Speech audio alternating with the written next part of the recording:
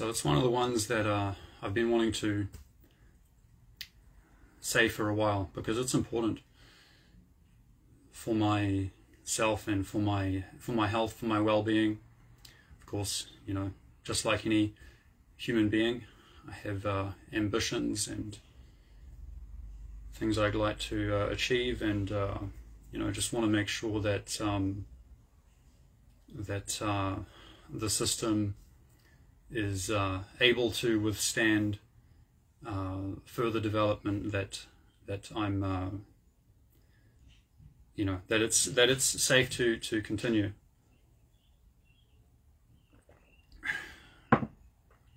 So I'll have to kind of set the context to sort of illustrate my point of view.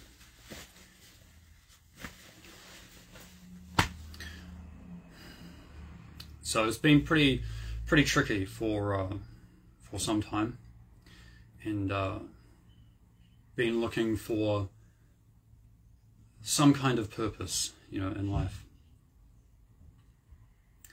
And through the Qigong development, at least I have a little bit of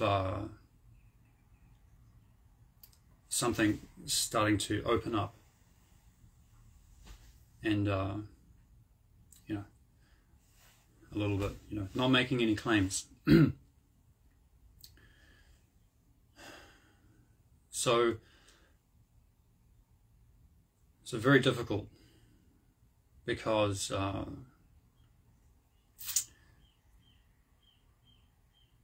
I've looked at, you know, I have 38 years old now, so enough life experience to kind of look at many different characteristics of people. And so I feel like I can see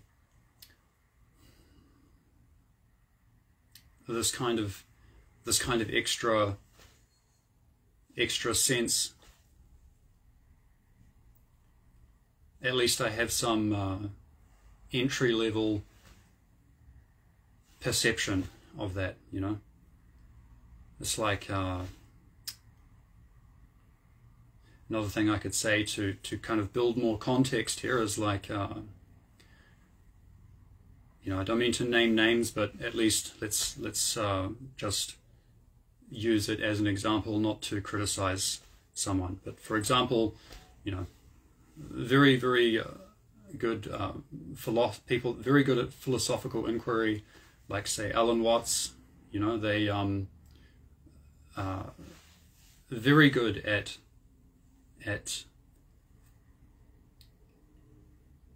understanding the human mind, and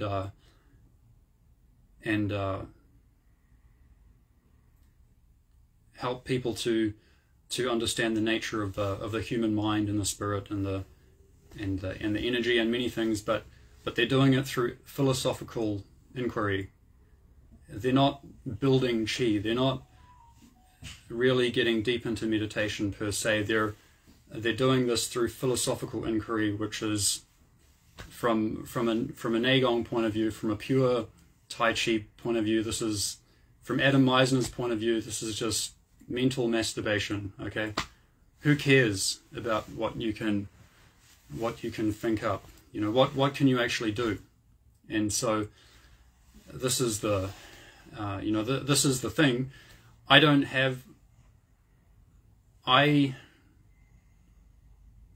grew up in a set of circumstances that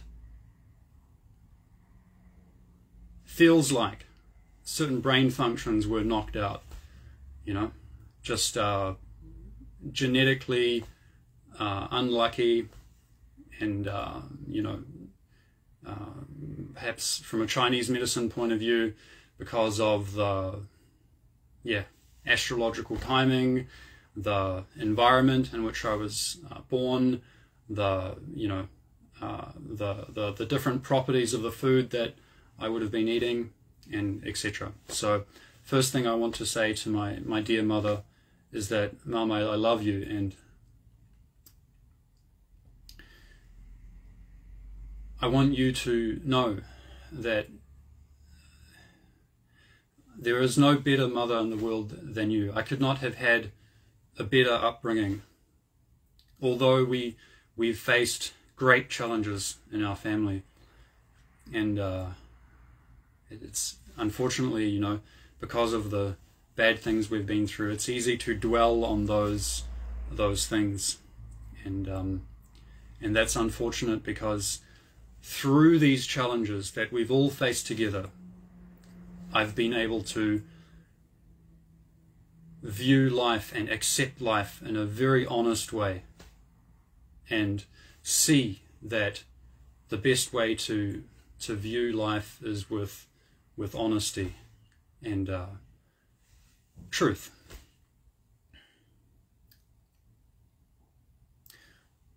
So thank you, Mum. Thank you, Dad. Thank you very much for this the gift of life, and the circumstances, all of the circumstances, all of the challenges that we all faced. I thank you, because through this I have no other choice but to open up a more, you know, an extra way to engage with life, able to develop more awareness of very subtle things that I don't think, definitely I would never have had this opportunity to be aware of these subtle things, and now I have some awareness of training method to which I can continue to build this substance and open this kind of this space, this emptiness, and really I feel that I have a solid foundation now. And you know, of course, you know, it's not about getting too religious, but this is something. This is something a little bit,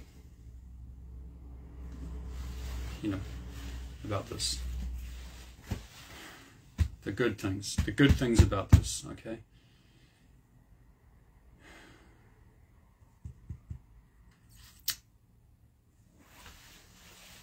So I started going to church recently, and I'm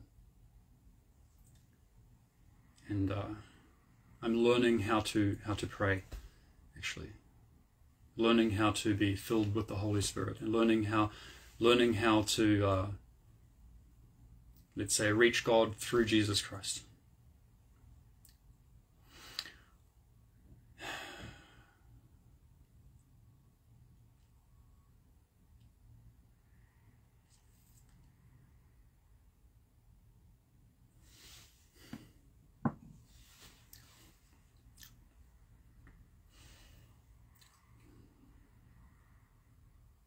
And through this, it's a more refined level of the human experience. I'm not talking about something that's some distortion. I'm talking about the people from the historical records who were definitely very, very pure. Yeah, human beings very complicated, and the world very complicated. You know, when you get to a certain level in politics and in religious institutions, somebody's going to be corruptible. So let's just, you know, so many bad things we could dwell on, but let's just really talk about the virtue of the way, the real virtue of the way.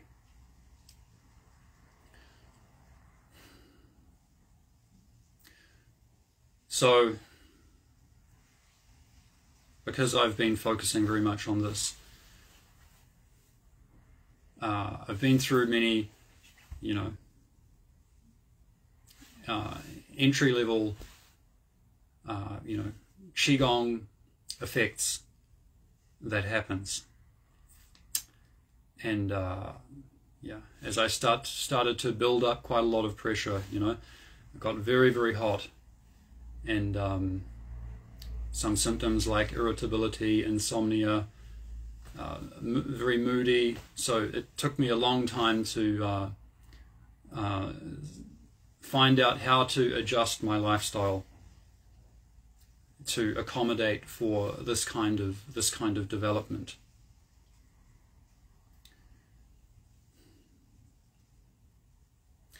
So, unfortunately, even within the Qigong world of the, and we're not talking about, you know, if there's this many people, you know, in the world doing Qigong who can't really do anything, and then there's this many people who can do something, you know, this is the chunk that we're talking about, to say it in Adam Meisner's words, okay? So, just like how in religious institutions, when things start to build in complexity, and there's more power and influence, blah blah blah, you know, people become corruptible. Same thing happens in the field of Qigong development, and let's just call a spade for a spade, of psychic development, the development of psychic power. There becomes a monopoly on even something basic like small universe circulation and Dantian breathing, energy breathing, you know, how to emit energy, and this, there becomes, you know, like just ridiculous monopoly on these kind of skills, and it's ridiculous. You know, we're getting to a point now in society where, you know, we have very good, you know, such amazing infrastructure that can really support us, such amazing infrastructure and resources and yeah, transportation, technology, everything, and yet people focus on these negative things. So anyway, with all that aside, I hope that's perhaps set a bit of a context. You know, if we're sitting face to face, I will actually, maybe I don't need to say nothing. Looking at you, you're looking at me. If we have a kind of a space between us, everything is already clear.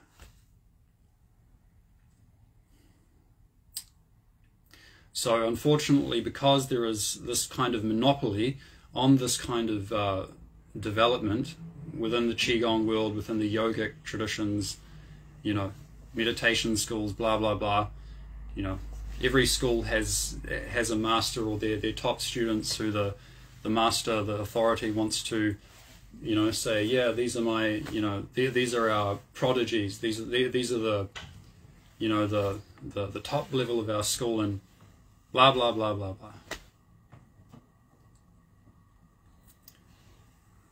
Why did I have to focus on this? Because I have no other choice. Certain parts of my brain disabled, and up until I was 30 years old, I had almost no way to very difficult to communicate, and mild 精神问题, okay, very mild psychological disorder, even because of the imbalances in you know, in my genetics and my upbringing, blah blah blah. So I hope that some practitioners out there who are at a higher level than myself, who can empathize with me and can see that, okay, I'm not perfect. Sure, I have maybe this imbalance, that imbalance, but hopefully you can empathize with me for my motive. I hope that it's pure enough and it's congruent enough with your values and qualities of mind that you hold within your tradition. I hope that that's sufficient to get some help here. I need a little bit of help to have a diagnosis, look at my energy system, look at the what kind of herbs can help me, what kind of treatment can help me to make a stronger foundation so that I can develop this further.